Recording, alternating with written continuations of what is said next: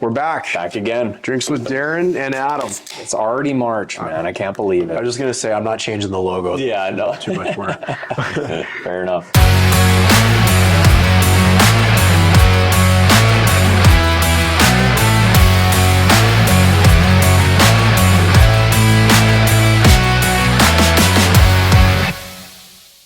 We got some good stuff to talk about today. Number one, what are we drinking? We're drinking Bowen Island. We're drinking the lager this time. I know last week we each had something different, but Bowen Island lager. We've been busy because this has been sitting in our fridge at our office for at least the month. For far too long. So I agree. Which is good. The real estate market is finally starting to pick up a little bit. Actually, anecdotally and in the numbers. Mm-hmm. Yeah. So I know, like on our listings, we're starting to get a lot more people starting to come out.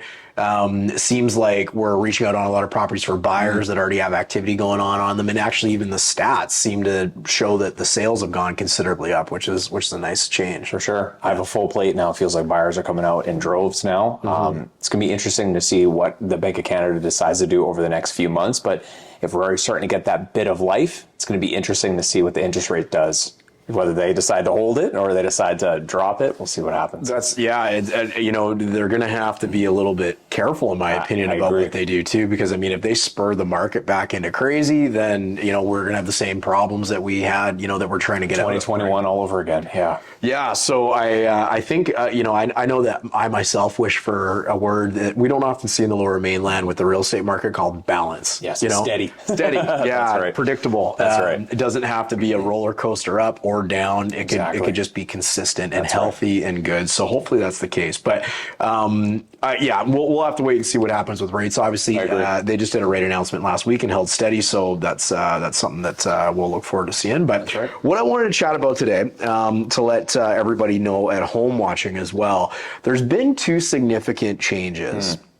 Announced by the provincial government, and they're more so directed at first-time home buyers. So, many people watching this may have already bought a home, but it's good information to know nonetheless, because everybody knows somebody that's trying to get into the market. It's been so difficult because of mortgage rates. It's been difficult, obviously, because prices are way higher than they used to be when you and I first bought our homes. Totally. And, for those that weren't born in the right generation, housing-wise anyway, there's some, well-needed relief on the way. So now this is funny, the timing of this, because we got a provincial election coming up. Yep, next year. Later this year. And there was an announcement that I did a video on that was quite a popular video about the elimination of the property transfer tax. That's right. So it came out just before this announcement by the opposition party leader, Kevin Falcon, about how he was looking at getting rid of the property transfer tax for first-time buyers up to $1 million. Exactly. Which would have been very helpful for a lot of first-time home buyers, for sure. 100%. Like, 100%. I was so excited about that. I know you were excited about that. Yep. What a great thing that would have been. So anyways, nonetheless, something came out regarding the property transfer tax. Not quite the same, but still good. Better than where we are today. So a little bit of history on it, then I'll maybe let you tell everybody kind of what's happened. But there's always been a property transfer tax since the 80s, okay? And I've done many videos on that. I'm not going to get into all the details and the history of it and whatnot. If people are interested, they can check out the YouTube channel. But I really looked for the year that the most recent threshold, other than the newly announced one, was introduced, and I can't find it anywhere. I believe it was in and around 2014 to 2016, somewhere around there, where the provincial government, who was a different party at the time, it was the Liberal Party, but they had introduced a threshold of you did not have to pay the property transfer tax if you bought a home that was under $500,000. That's right. Which was certainly probably more doable back in those days, 2014, 2016, whatever it was. And then there was a threshold up to 525, between 500 and 525. So what has it been changed to now? So it's 500 has now gone up to 835 with a sliding scale up to 860. We're still kind of looking into that sliding scale, but it's a little bit different. So it's of that, if you qualify under 835, the first 500 is taken care of. but then you're still responsible for 2% of the balance between 500 up to 835. So right. So what you're saying is, and I know this answer, but for the people watching, the first 500 kind of, it's like it didn't exist. exactly. Right. That's right. So the threshold is there's still the calculation of 1% on the first 200,000 and 2% on the right. balance. That's still a real thing. And that's still in place because not everybody's a first time buyer. So if you buy something that's under, a certain amount, you got to calculate how that's all going to work. Exactly. But for a first time buyer, so that 500 is eliminated. So now you're just paying that 2% Correct. between $500,000 Up to 835. up to 835. Correct. Okay. So I ran some numbers on that because I wanted to know what kind of savings that was going to be providing. So I mean, it's certainly not an elimination of it up to $1 million, but what does it really offer people? So this is effective April 1st, of course, as well. But under the new regime, effective April 1st, someone that bought a property that's $835,000 is going to pay $6,700 in property transfer tax. Still a decent, bill. Chunk of change, Still a decent chunk of change for sure. That number used to be $14,700. That's some savings. It's some pretty good savings, right? So that's a savings of $8,000. So certainly better than what it was, right? Totally. It's not necessarily as good as the announcement. It's not zero, but it's not 14,000 or 16,000. Yeah, absolutely. Now, a few things went through my mind when that first got announced is, I couldn't find the year again that it's been changed, but wow, it's been a long time since that was looked at. For sure. I don't want to poo-poo the government for making a change. I think it's great. It's very interesting that it's an election coming up, and that's that's now that's timely, especially for a government that's been in power for the last long time. I don't even remember. They've been in power for a long time anyway. But anyways. Elections coming up, they're trying to get some votes out there. So they made this change, which I think is great, and it's going to help a lot of people. What went through my mind is it was really too bad for anybody that bought a home and is completing prior to April 1st.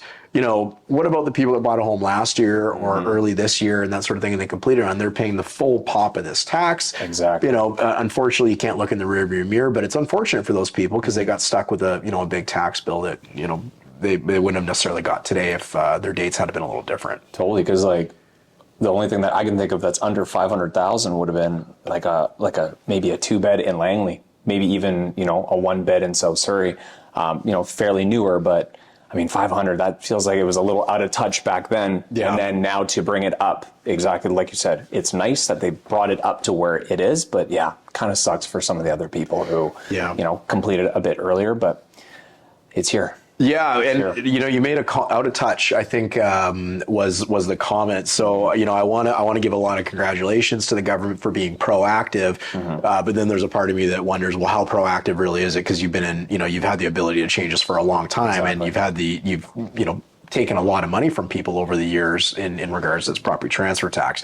Property transfer tax wasn't meant to cover every transaction. It was meant to cover 5% of transactions. That's right. For the ultra wealthy when it was introduced, and it's just blown up and blown up and blown up, and to the point where it covers many or most. It's almost the other way where it covers 95%, which is funny.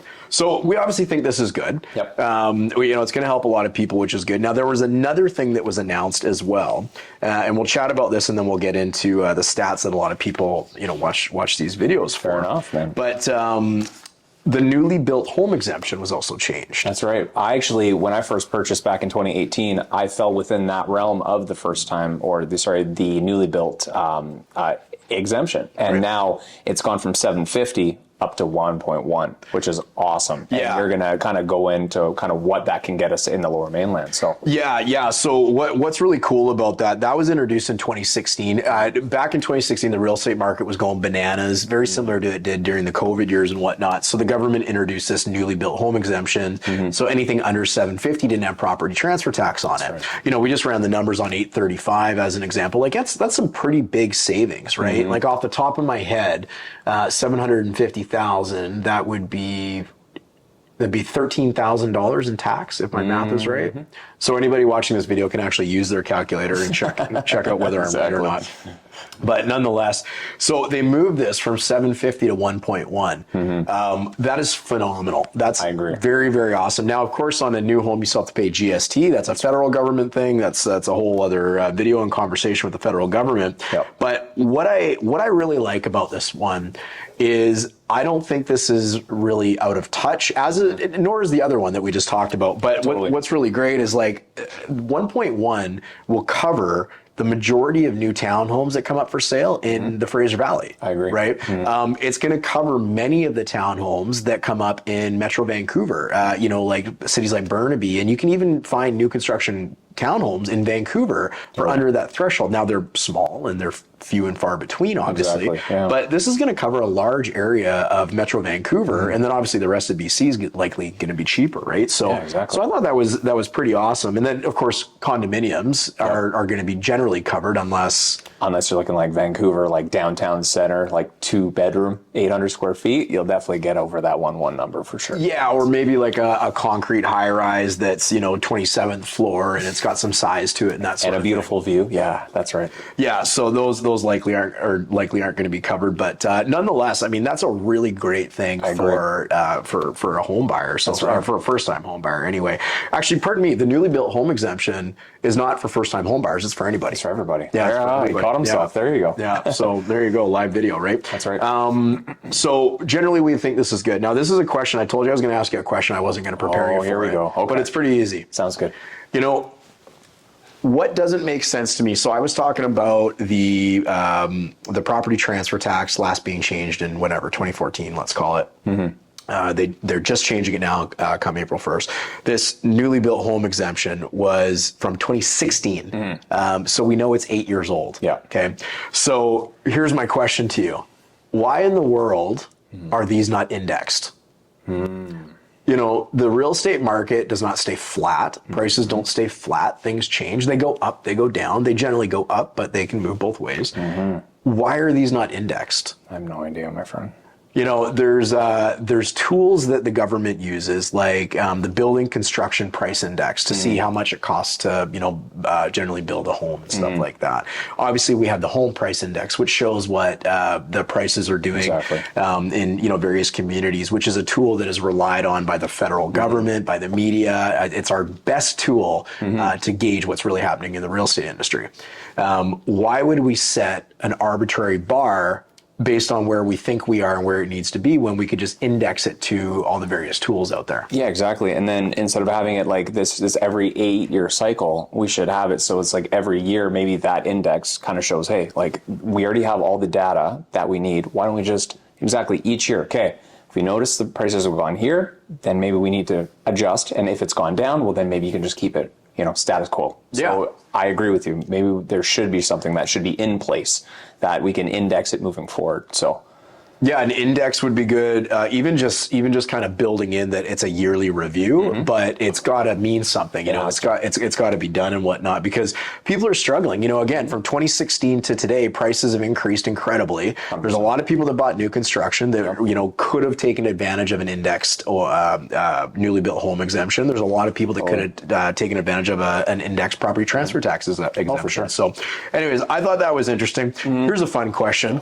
Okay, another one. Elections coming up. Okay. Are they just buying your vote? I think they are. Well, yeah, why wouldn't they, right? Like, to be fair, there's an election coming up, and it's no different than the opposition party, releasing a bunch of promises and stuff like that.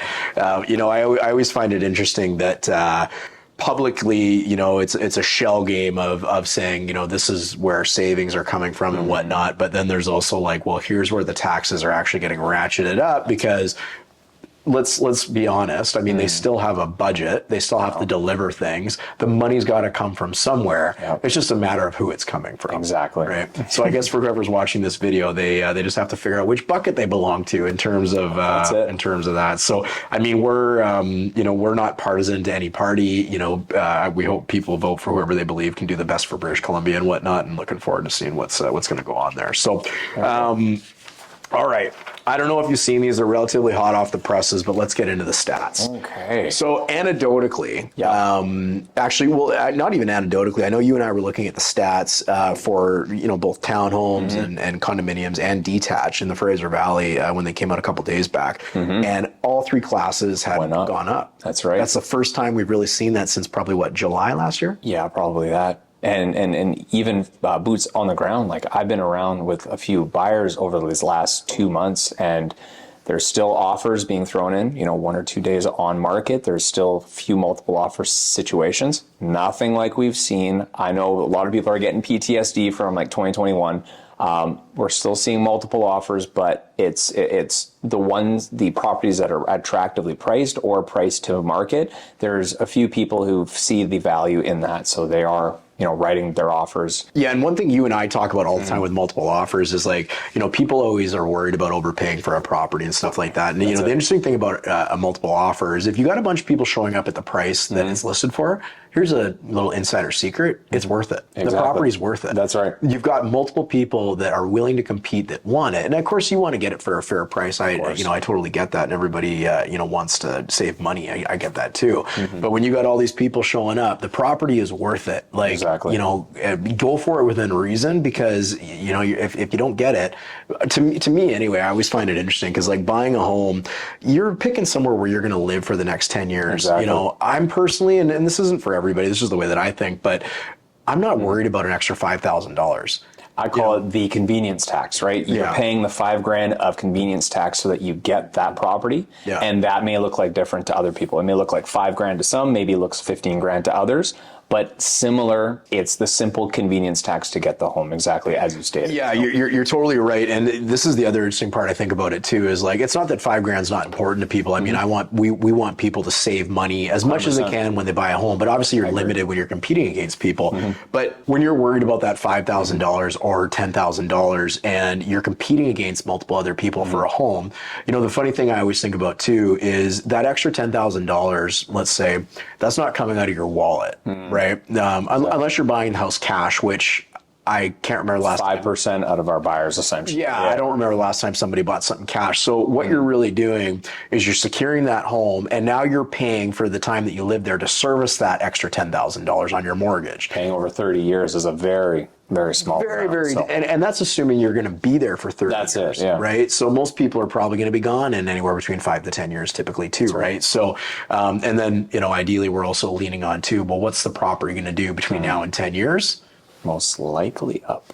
Most likely up. I mean, I've got 10-year numbers here. Yep. I mean, if I told you that, Fraser Valley detached homes are up 155% in 10 years, I think you're going to be okay spending that extra $10,000. I think so too. Yeah. So anyways, let's get into the stats real quick. So we'll cover the 3-month change for all asset classes in both the Fraser Valley and the Lower Mainland now. Okay. So in the Lower Mainland, we saw detached homes are down about 0.3% in the last 3 months, whereas townhomes are down 0.1%, and apartments are up 0.8% in the last 3 months. Just affordability. I think condos a little bit more affordable than townhomes and then detached homes. Yeah, they just maybe are getting a little bit more life, which is interesting. Exactly. In the Fraser Valley, detached homes are down 0.2%, townhomes are down 0.7%, and apartments are pretty much flat at 0.1%. Why don't you let everybody know about the 1-year changes? Sounds good. So on the 1-year changes here, we have in the Lower Mainland, we have 8.1% up